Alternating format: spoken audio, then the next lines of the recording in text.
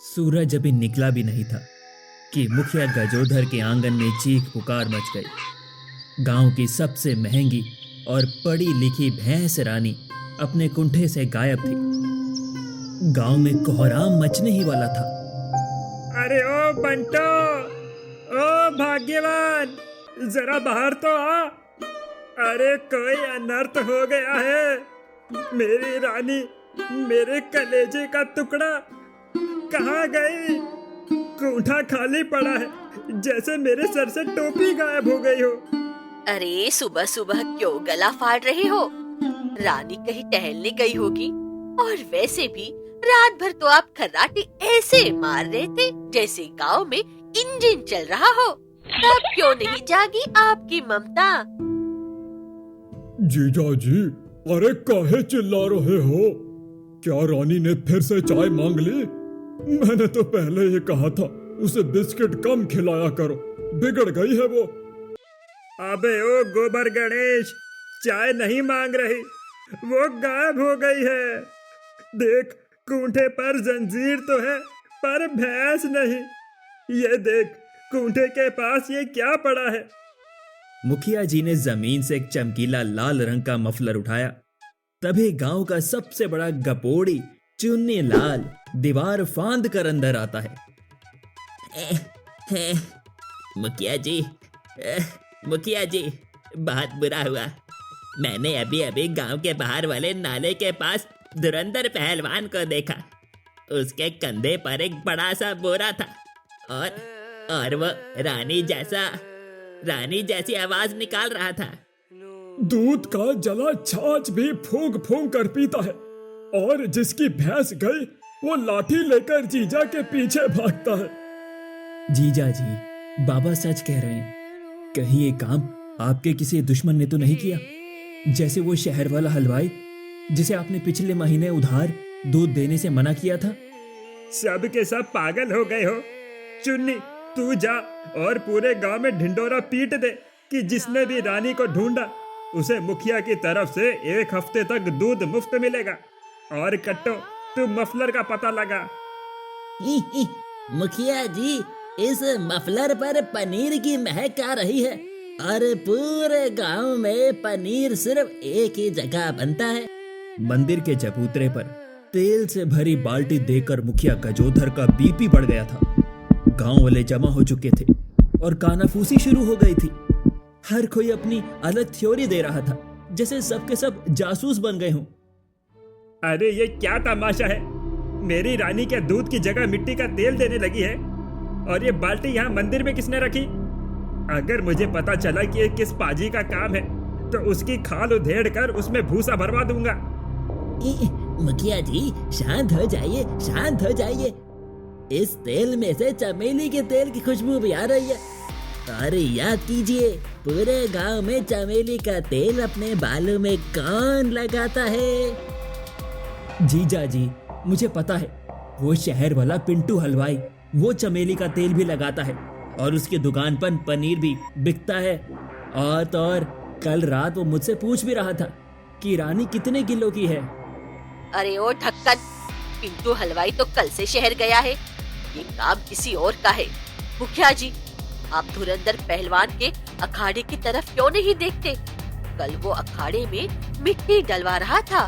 शायद रानी को वहाँ खड्डे में गाड़ दिया हो। हाँ मुखिया जी, मैंने देखा था। धुरंधर सुबह सुबह अपने अखाड़े के गेट पर ताला लगा रहा था और उसके हाथ में वही लाल मफलर जैसा कुछ था।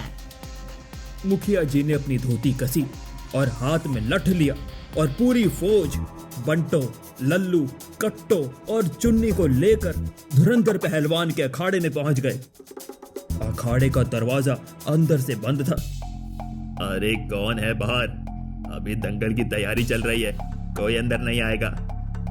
अरे ओ धुरंधर के बच्चे, दरवाजा खोल, वरना मैं अपनी पंचायत बुलाकर तुझे गांव से तड़ी पार कर दूंगा।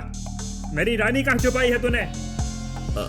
अरे मुखिया जी, आप सुबह सुबह यहाँ दंगल लड़ने आए हैं क्या? और कौन सी रानी? मैंने तो किसी रानी वानी को नहीं देखा। पहलवान जी, ये समोसे कहाँ से आए? अभी तो गांव की दुकानें भी नहीं खुली हैं। अरे आपके पीछे उस बोरे में क्या हिल रहा है? सबकी नजर कोने में रखे एक बड़े से जूते के बोरे पर गई, जो जोर जोर से हिल रहा था। लल्लू ने डरते डरते बोरी की रस्सी खोली। जीजा जी, ये तो चौपाल बाबा। चौपाल बाबा? चौपाल बाबा? अरे मूर्खो, तुम यहाँ समोसे ढूंढ रहे हो और वहां कोई तुम्हारी पूरी गृहस्थी उजाड़ने वाला है।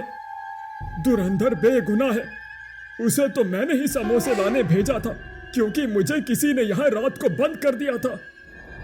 बाबा, तो फिर रानी कहाँ है? और वो बाल्टी में तेल का क्या चक्कर है? तेल बाल्टी में नहीं, तुम्हारी बुद्धि में जम गया है गजोधर।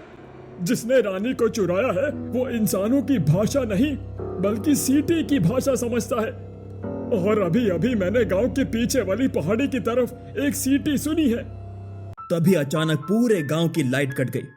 अंधेरे में पहाड़ी की तरफ से एक तेज रोशनी चमकी, जैसे कोई टॉर्च से सिग्नल दे रहा हो, और उस रोशनी के बीच एक काली परछाई दिखी, जिसके ऊपर 2 बड़े बड़े सींग थे। अरे ये तो रानी के सींग लग रहे हैं। पर वो पहाड़ी पर टॉर्च कैसे जला रही है? मुखिया जी, ये रानी नहीं है, ये तो कोई बहरूपिया है। चलिए पहाड़ी की तरफ। बिजली गुल थी, टॉर्च की रोशनी पहाड़ पर नाच रही थी। मुखिया गजोधर अपनी पूरी पलटन के साथ पहाड़ी की तरफ बढ़ रहे थे। लल्लू डर के मारे मुखिया जी की धोती पकड़े चल रहा था, और चुन्नी लाल हर झाड़ी को भूत समझकर उछल रहा था। अरे ओ लल्लू, मेरी धोती छोड़। अगर ये खुल गई तो चोर को पकड़ने से पहले मेरी इज्जत भाग जाएगी। कट्टो, देख वो रोशनी कहाँ गई। चुप रहिए, वो देखिए, पहाड़ी की गुफा के बाहर कोई खड़ा है। उसके सर पर सींग है और वो हाथ हिलाकर किसी को बुला रहा है। जीजा जी, ये पक्का भैंसासुर का भूत है। उसे पता चल गया है कि आपने रानी का दूध बेचकर अपनी नई साइकिल खरीदी थी। हाँ हाँ, अब वो बदला लेने आया है। जैसे ही सब गुफा के पास पहुंचे, मुखिया जी ने एक जोरदार दहाड़ मारी और गुफा के अंदर कूद पड़े। लेकिन वहां जो देखा, उसे देखकर सबकी आंखें फटी की फटी रह गई। वहां कोई भूत नहीं था, बल्कि चुन्नी लाल का भाई मुन्नी लाल और धुरंधर पहलवान का छोटा भाई मिलकर एक बड़े से प्रोजेक्टर मशीन चला रहे थे। अरे मुन्नी लाल, तू यहाँ क्या कर रहा है? और ये सींग वाला कौन है? मुखिया जी, माफ कर दो, ये सब चुन्नी भैया का आइडिया था। उन्होंने कहा था कि अगर हम रानी को गायब कर देंगे तो आप इनाम की घोषणा करोगे और वो इनाम हम आपस में बांट लेंगे। अरे मैंने कब कहा? मुखिया जी, ये झूठ बोल रहा है। मैं तो खुद आपकी मदद कर रहा था। मुखिया जी ने रानी को वापस लिया और सबको लेकर गांव लौटे। सब लोग चुन्नी लाल को कोस रहे थे, लेकिन मुखिया जी के चेहरे पर एक अजीब सी मुस्कान थी। अरे आप इतने खुश क्यों हो? चुन्नी ने आपको बेवकूफ बनाया है और आप मुस्कुरा रहे हो। बंटो, चतुर मुखिया ऐसे नहीं कहलाते मेरे को। मुझे तो दोपहर में ही पता चल गया था कि रानी कहाँ है। क्या? पर कैसे मुखिया जी? जब लल्लू ने कहा था ना कि रानी ने पनीर वाला मफलर छोड़ा है, तभी मैं समझ गया था। क्योंकि रानी को पनीर की महक से एलर्जी है। वो कभी ऐसे इंसान के पास नहीं जाएगी जिसने पनीर छुआ हो।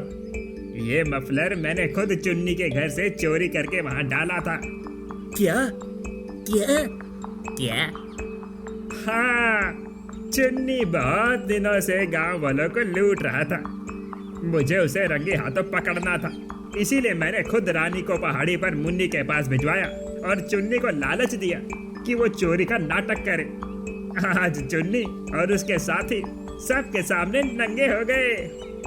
और बाल्टी में तेल मैंने ही डाला था ताकि तुम लोग अंधेरे में टॉर्च लेकर पहाड़ी तक पहुंचो। चतुर मुखिया ने आज एक तीर से 2 शिकार किए। जीजा जी, सब तो ठीक है, बाकी पर वो जो बाल्टी में तेल था उसका क्या हुआ? अरे वो तो मैं भूल ही गया। वो तेल मैंने धुरंधर पहलवान की मालिश के लिए मंगवाया था, ताकि वो चुन्नी का सबक सिखा सके। तभी पीछे से धुरंधर पहलवान चुन्नी को उठाकर हवा में घुमाता है और गांव वाले हंसने लगते हैं, मुंह मुंह करके, माँ माँ करके, जैसे मुखिया जी की चतुराई पर मुहर लगा रही हो।